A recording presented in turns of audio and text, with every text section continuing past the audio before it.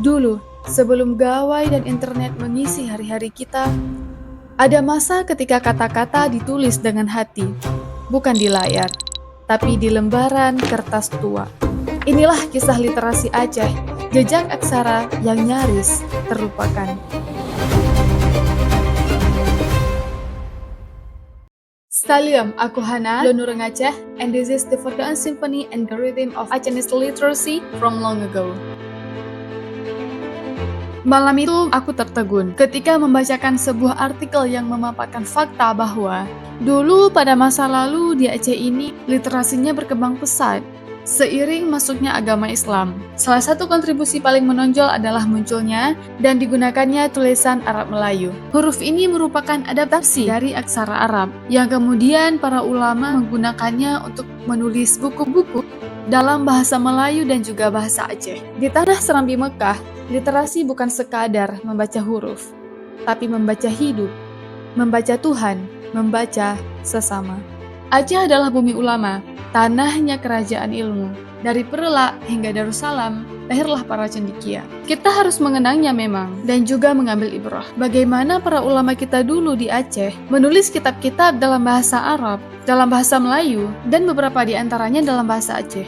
Lalu kitab-kitab tersebut dikirim ke negeri-negeri Melayu lainnya, seperti Penang, seperti Malaka, dan juga daerah-daerah lainnya, di mana ini merupakan pencapaian yang sangat luar biasa, di mana karya ulama Aceh itu tersebar di daerah lain, dan juga menjadi pedoman para ulama lain. Literasi Aceh di masa lalu itu beneran kaya. Ia berakar kuat pada nilai-nilai keagamaan, dan juga selanjutnya ditransmisikan ke ranah budaya dan juga ditulis ke dalam buku-buku.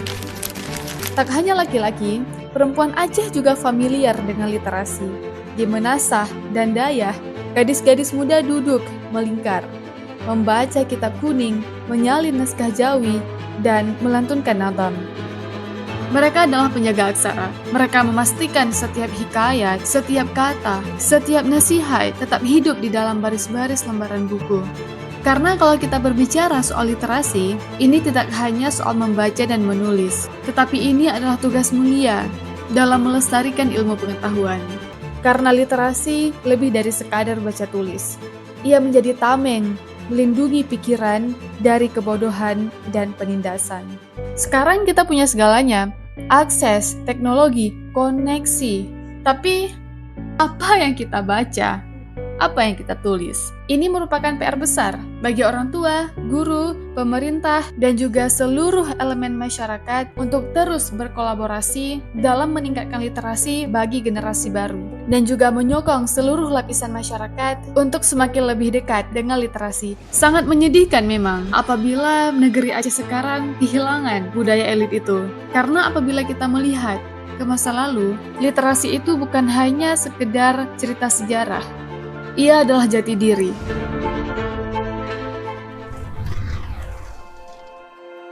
Zaman memang berganti. Buku tak lagi disalin tangan, tapi ia muncul di layar. Generasi kita punya tantangan baru. Bukan hanya banyak baca, tapi menyaring. Bukan hanya banyak tahu, tapi paham. Literasi di era modern ini bukan tentang seberapa banyak kamu baca, tapi seberapa dalam kamu ngerti apa yang kamu baca. Bukan seberapa banyak kamu menulis, tapi seberapa kuat dampak yang kamu berikan kepada society. Karena kini literasi merupakan aksi melawan hoax, aksi menyebar cahaya, aksi membangun kesadaran. Dan semoga lewat aksaramu hari ini, dunia kembali menikmati cahaya dari Serambi Mekah.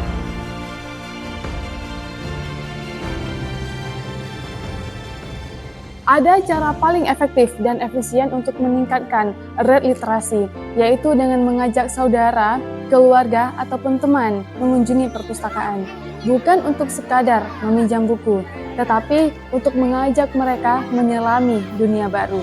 Dunia yang dibangun dengan kata-kata, ide, dan juga gagasan. Lewat program inklusi sosial, perpustakaan menjadi rumah bagi siapa saja yang ingin belajar dan berkembang. Di sana anak muda belajar desain grafis, ibu-ibu belajar bagaimana cara merajut untuk memberdayakan ekonomi, dan masyarakat belajar bagaimana menciptakan potensi dan menemukan peluang. Banyak orang mengira bahwa perpustakaan hanyalah tempat sunyi yang penuh dengan buku usang. Padahal hari ini, perpustakaan merupakan pusat semangat literasi. Ia hidup, tumbuh, dan beradaptasi.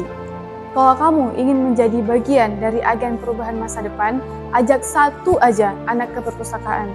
Ajak satu aja temanmu yang belum pernah memasuki perpustakaan seumur hidupnya. Biar mereka tahu di tempat yang tenang ini ada ledakan pengetahuan yang tak pernah padam.